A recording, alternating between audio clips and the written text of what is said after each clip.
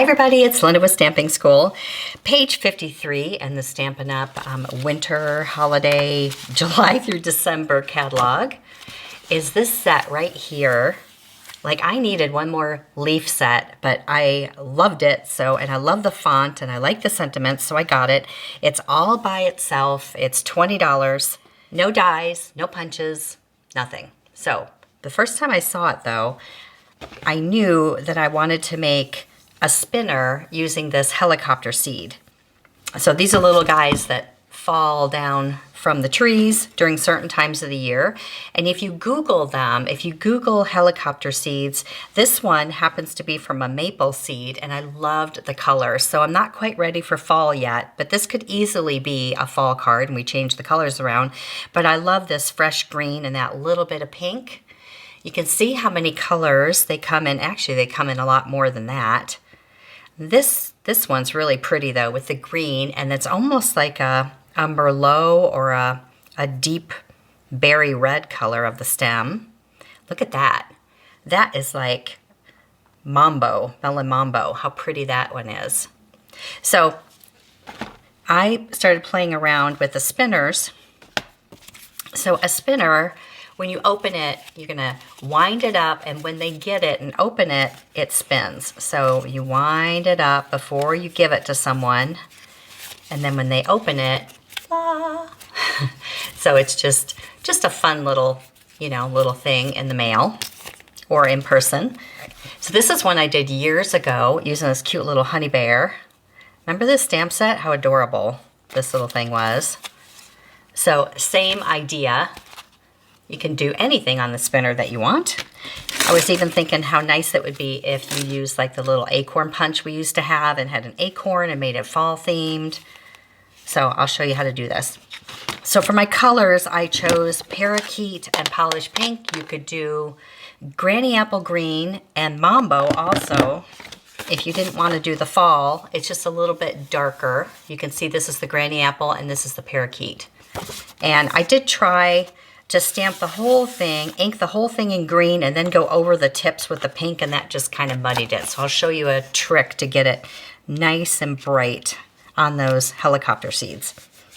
First thing we have to do is create our windows, and you have to cut through both sides so that you sandwich that twine right in between. Actually, I'll show you this other one I did. I did a larger version. You can kind of see the difference here.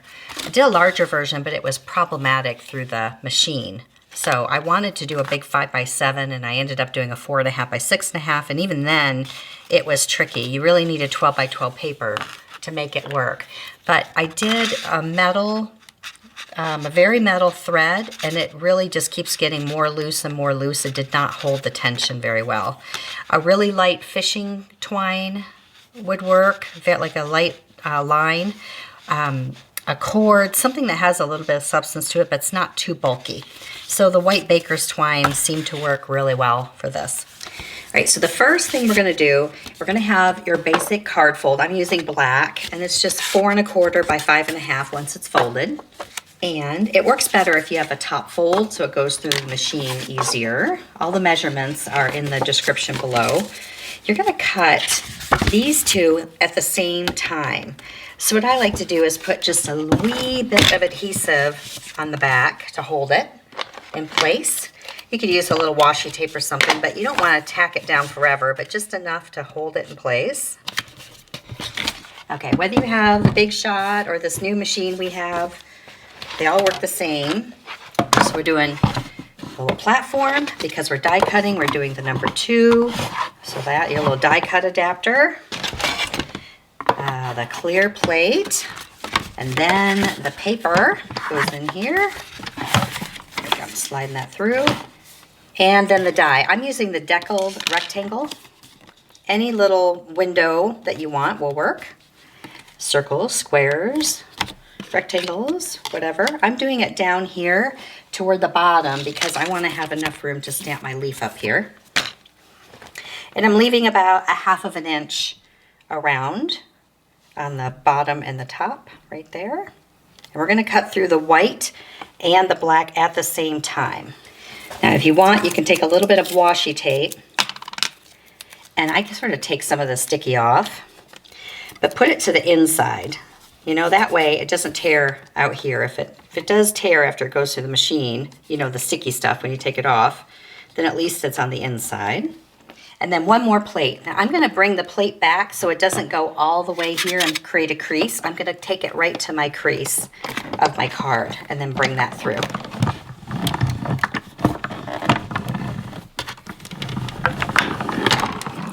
So there, that cut through both of those. We can save these for something else. I'm gonna take this off carefully. There. Now we're gonna emboss. So we're taking off these plates. This is a 3D embossing folder, so when you're embossing, we don't use the die adapter. So I'm gonna emboss both of these layers of white at the same time because on my card, I hope you can see it, but there's this wonderful embossing from this folder, and it's also on the inside. And it's really pretty in person, but I like it to show through. You don't have to, but I kind of like that it does that. So this is a really pretty embossing folder. It's in the same catalog, that winter catalog, and the leaves just go up on the one side. So I'm going to emboss both of these at once, put them together. So I'm going up here, and I'm going to go, I want to leave room for my stamping, so I'm just going to go right about there, all right? And for the 3D embossing folders, make sure the hinge goes through first, put that down. And you're either going to use this one, which is the gray number 4, or if you're on a Big Shot, you don't have that, you're going to want this blue plate, so it's extra thick, so these thick folders get through. And we'll do both of those through at the same time. It's not hard to do. There. I am using thick white paper because I love it. But now they're both embossed. Now, I will say the bottom one is slightly less embossed than the top, but it's enough for what we need. And I have a little bit of tape residue here from when I tape that down, so make sure you get that off. So this embossed piece will just go on the inside, like that. Now let's do our stamping on this panel. And I will say your hole should be large enough that that will easily spin. So whatever you're spinning, make sure the hole is big enough for it to go around. Parakeet, polished pink, and if you have a sponge dauber, that's good. And you also might need the markers. These are just the regular markers, the water-based ones that we can color on the stamps. You really need a green. That's nice that they all match. So whatever green you use, if you have a marker, that's great. So I'm going to ink up the largest leaf here with the green. And then we're going to take the light green. This is the parakeet or the granny apple. And I'm going to color just the tops of the seeds like that and draw a little line down. Just the tops. And then all the rest is pink. So if you remember in the picture, the stems were even pink. So this is the polished pink right here. Now I found that when I did the marker, you can do that, but it's almost a little too harsh. So if you take your sponge dauber and you just tap on, and it kind of fits right there in the middle. If you tap that on these little helicopter pods, it looks a little bit better. I know you probably can't see the embossing, but I can kind of see where it's at. And I'm going to bring this up here, right there. And there it is. Now this is called a distinctive stamp. It is supposed to look like that. It has like different etchings in it, so it makes it look realistic. And then just to make it a little bit more filled in, I'm going to ink up just the tip of the leaf and kind of fill in where it's not embossed. Right there. And a little bit right here. There. Okay, maybe one more. Can you see the embossing? If I hold it real close, can you see it? There it is. So pretty. And if you have a little wink of Stella, it's really pretty on the helicopter pieces. Now we're going to make the spinner. So for the helicopter spinner, you want to do, and you can kind of see how it's going to look, which to me it looks like a little wig or little Cocker Spaniel ears. But at the top right here, we're going to use that parakeet the green and do like we did before, just a little along the edge, and then use our sponge dauber with the pink. And you need 2 of these, and we're gonna stamp 2 of them. So 1, and we're gonna do 2.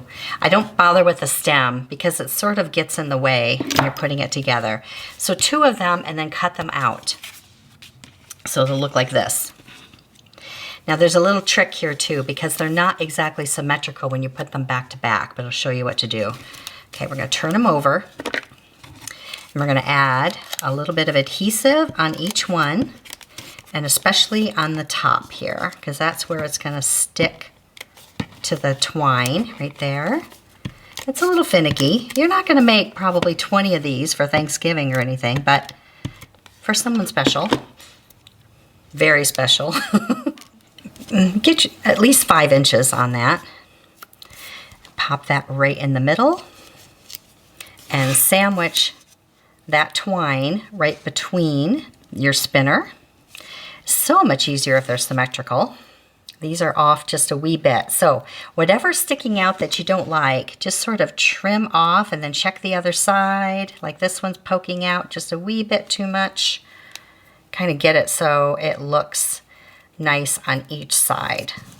So when I stamp it and cut it out, I really leave a little bit of white around it so I can trim it down a little once I get it here. Okay, add your Wink of Stella if you want it. And then you're gonna turn this upside down, and we're gonna glue this down. So I start with regular adhesive right here and here, just to make sure it doesn't move. Then I'm gonna bring in some of the tear tapes, like a sticky strip type stuff. And I'm gonna come up just a wee bit because I wanna make sure that I have room for my sentiment if I'm sticking one there. And make sure it's really in the center and really tight. So you don't want any loose twine.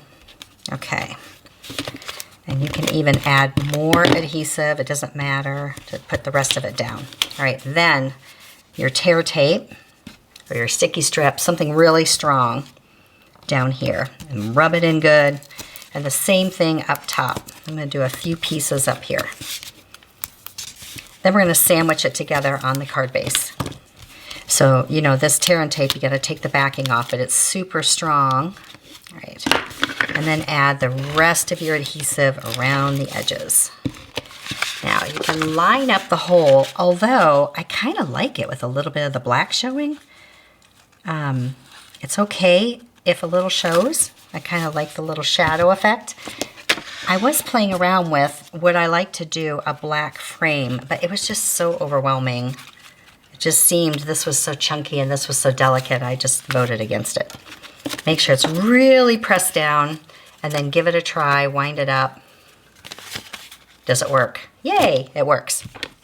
The next thing I did is I just added a sentiment across. You could put the sentiment on the inside, you can do it on the front. I kind of like it on the front, just like that. And then we'll add our sequins and then we're done. If you're watching a few weeks back, you saw my sequin secret, how I work on my placement for the sequins. I just take a bunch and I let them fall where they want. And then I say, you know what? I don't really like the silver ones in there, and I get rid of those. I don't like those real big ones. And then flip them the way that you want them to be, and then just let them be there, wherever they fall. It's kind of, it's a stress-free way to add your sequins, because I'm always stressing out where they go. Just let them fall. Just let them fall where they want. Take out the ones you don't want, and these go back into the container. I do find for these little teeny ones, my Quickie glue pen is amazing. I get it at the craft store. Stampin' Up! Doesn't sell them, but I love them for the really, really tiny ones. And then for the ones that are a little bulkier, like the regular sequins, then I'll use my liquid glue, my fine tip glue. So then you can just kind of scoot it out of the way and then scoot them back over. There. And that way, you don't have to think so hard about where they're going. So like on this one, whoops, they're just kind of wherever they go. So I'm going to leave the inside blank, but this is where you could definitely stamp a sentiment if you want to. And that's it. Thanks for watching. Make your spinner card. We'll see you next time. See it, learn it, stamp it.